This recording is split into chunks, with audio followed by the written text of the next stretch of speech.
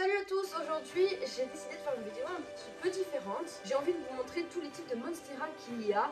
Parce que si un jour vous décidez de les collectionner, au moins vous aurez une vidéo à regarder pour savoir quel type de Monstera il y a regroupé en un seul endroit. Je vais vous montrer aussi toutes les variations possibles sur les Monstera que j'ai sélectionnés. On va commencer par la Akakoya Genesis X Adansoni. Je vais vous mettre les photos sur le côté, comme ça vous pourrez voir à quoi ça ressemble, ce sera plus simple je pense. Donc cette plante là, clairement, moi je trouve que ça ressemble à genre une Adansoni mélangée minima. Ensuite on a Acuminata, je sais pas trop quoi dire dessus, je l'aime bien. Ensuite on va avoir la Adansoni, voilà, donc la Adansoni, voilà, elle est connue, tout le monde sait à quoi ça ressemble, voilà, et ça pousse très vite en plus. Ensuite on a ses cousines. La Adansoni variegata, un petit délice. On va avoir aussi Adansoni aurea. Donc là, on est sur de la variegation qui est un peu plus jaune. Mais nous avons une autre variegation possible, c'est la Adansoni mint. Donc là, on est sur d'autres types de variations qui sont plus, on va dire, vert clair. Ensuite, on va passer à la Borsigiana. C'est un dérivé de la Monstera deliciosa.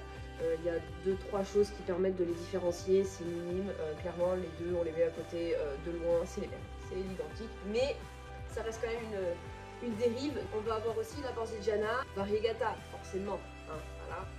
Donc Borsigiana variegata avec le côté blanc. On peut avoir du half moon. On poursuit avec la star des Monstera, la Deliciosa. On va du coup avoir toutes ses cousines, hein, toutes ses descendantes. La Deliciosa variegata version Albo. On va avoir la half moon qui va avoir une grosse majorité de feuilles qui sont séparés en deux ou presque, parce que des fois il peut y avoir un petit bout de vert qui dépasse sur le blanc, mais en majorité donc moitié blanc, moitié vert, et elle est absolument divine. On va avoir ensuite, en restant dans le blanc, la taille constellation.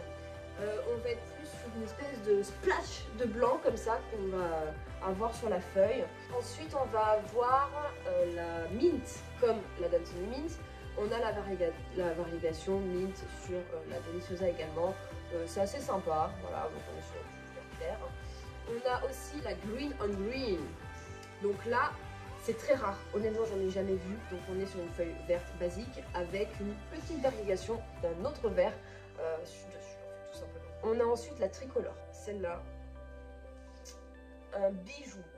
On est sur de la variegation, donc on a la feuille verte de base, on a de la variegation jaune, on a de la variegation blanche, c'est vraiment tricolore quoi, hein, voilà, mais je la trouve absolument superbe, et du coup, suite à ça, on a forcément la aurea, donc il y a variegation jaune uniquement. Voilà. Et nous avons une petite dernière Monstera deliciosa, la White Monster. Donc elle est assez particulière, franchement, elle me fait penser des fois à un caladium. Donc elle est à peu près blanche avec des petites variations vertes, donc en fait elle est à l'inverse, par exemple de la taille constellation. En fait on pourrait justement se dire que c'est voilà, le miroir inverse de la taille constellation. Ensuite on va passer à la Dilacerata. Ça ressemble plus ou moins à une minima, mais avec on va dire des lamelles ici qui sont quand même beaucoup plus fines en fait. C'est une minima fine, voilà, en gros je pense. Ensuite, on a la Dubia. La Dubia, elle est particulière parce que quand on la met sur un mospole, on peut faire vraiment cette espèce de patchwork comme ça, là, avec les feuilles. Je trouve ça assez intéressant. Jolie en déco, j'en ai pas, mais parce que j'en veux pas.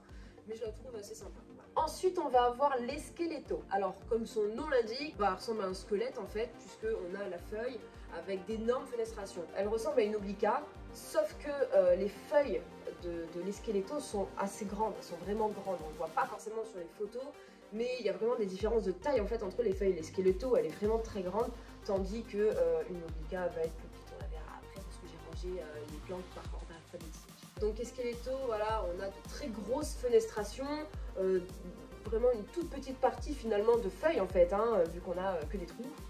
Mais voilà, elle est assez intéressante et elle devient vraiment très grande, donc c'est une grosse plante de déco quoi. Et donc du coup on va avoir la Laniata, qui elle est pour moi pareil qu'une esqueleto, mais plus petite. Du coup on a la version mini de l'esqueleto. Ensuite on a la Leclerriana. La Leclerriana pour moi ça ressemble à une Monstera Peru, mais avec un tout petit peu de fenestration. Voici donc la Monstera Peru, et on peut vraiment constater que les feuilles sont assez similaires, sauf qu'il y a des petites fenestrations sur la Leclerriana. Donc du coup on va passer à la minima, donc c'est la plante que je vous ai montrée tout à l'heure. Voici une minima, voilà. vrai en chair et en feuilles. On va avoir ensuite la Minima Variegata, forcément. Donc on a la Albo Variegata, donc avec du blanc, voilà, comme les autres Variegata blanches. Sa version Aurea, donc avec le jaune. Et la version Sport, donc verte avec un petit peu de variegation légère, on va dire. Ensuite on a l'Oblica Pérou. J'en ai pas, peut-être bientôt. Je sais pas. Il faudra suivre les vidéos pour pouvoir voir si j'en ai une ou pas bientôt. C'est considéré un petit peu comme la licorne des plantes d'intérieur parce qu'elle est très très rare, très chère surtout. C'est une licorne quoi. Et je pense que c'est une plante qui est aussi assez dure à tenir, à entretenir, à garder sur le long terme. En fait je sais pas, j'en ai pas donc je pourrais pas vous dire en fait, je sais pas. Mais je vous dirais donc voilà, ceci est la licorne des Monstera, considérée comme la plus rare. Ensuite, on a donc la Monstera Pérou, donc que je vous ai montré. Donc c'est rien à voir avec l'Oblica Pérou, hein. Voilà. L'Oblica et la Pérou. Donc la Pérou, c'est celle-là. Voilà. On a aussi du coup sa cousine qui est la Pérou Variegata. Alors elle n'est pas Variegata blanche, elle est Variegata un peu beige en fait, mais c'est joli aussi. Ensuite, on a la Monstera Pinatipartita. Des noms, pour les retenir c'est une vraie galère. Bon bref, Pinatipartita, clairement pour moi ça ressemble à une Leclerriana avec encore plus de fenestration en fait. Vous voyez, en gros ça fait Pérou, Leclerriana et Pinatipartita. Pour moi c'est un petit peu la suite. Sans fenestration, fenestration et grosse fenestration. Vous voyez. Pour moi je fais le rapport comme ça, c'est comme ça que j'arrive à les reconnaître. Ensuite on a la Punctulata. C'est un genre de minima avec des feuilles allongées, en gros. Je trouve que ça ressemble à ça. Voilà. Ensuite, on passe à la Siltepecana. Alors, en fait, elle a vraiment pas une tronche de Monstera, clairement. Elle est sympa parce qu'elle a une couleur qui est clairement différente des Monstera. On va être sur une espèce de blanc argenté là, au centre de la feuille, donc c'est assez sympa, ça change. Ensuite, on a la Spruceana. Je sais pas quoi dire, juste je la trouve sympa. Ensuite, on a la Stanleyana.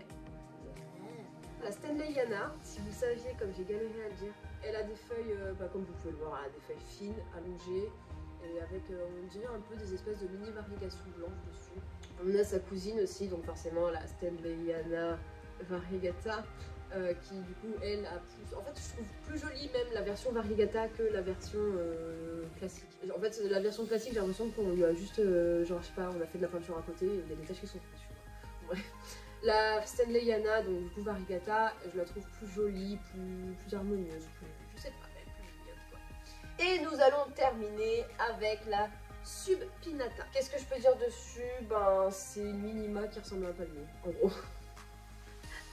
Donc voilà, on a fait le tour des espèces de Monstera qui sont pour moi les plus sympas. J'espère que ça vous aura aidé à découvrir un peu plus les différences entre chaque Monstera et du coup à aussi pouvoir avoir les noms pour faire les choix de vos Monstera si vous souhaitez en faire l'acquisition et faire une collection de Monstera. Là forcément qui sont beaucoup plus durs à trouver que d'autres, hein, c'est normal, déjà tous ceux qui ont des variations c'est clairement casse-couille à trouver. Mais quand on les a, on est très content de les avoir. Surtout pour les gens qui vont être vraiment très fans de Monstera. Ça reste des plantes qui sont faciles à entretenir, qui demandent vraiment pas beaucoup d'entretien. Ce qui est bien, c'est que, comme vous avez pu le voir dans la vidéo précédente où je fais un peu le guide de Monstera, c'est des plantes qui vous avertissent. Par exemple quand elles ont trop d'eau, quand elles en ont pas assez, quand il y a des maladies ça se voit. Donc on peut vraiment les traiter, c'est pas... Enfin, moi je sais que j'ai déjà eu des plantes, genre Colocasia, tout va bien et du jour au lendemain le bordel est mort. Elles ne préviennent pas à l'avance si elles n'ont pas assez d'eau, si les racines pourrissent, si... voilà, elles préviennent pas du tout quoi. Là l'avantage c'est que les Monstera, elles préviennent en amont, donc on peut vraiment voir et régler le problème avant qu'il soit trop tard. Donc vive les Monstera et du coup je vous souhaite une bonne journée et à dimanche prochain. Ciao!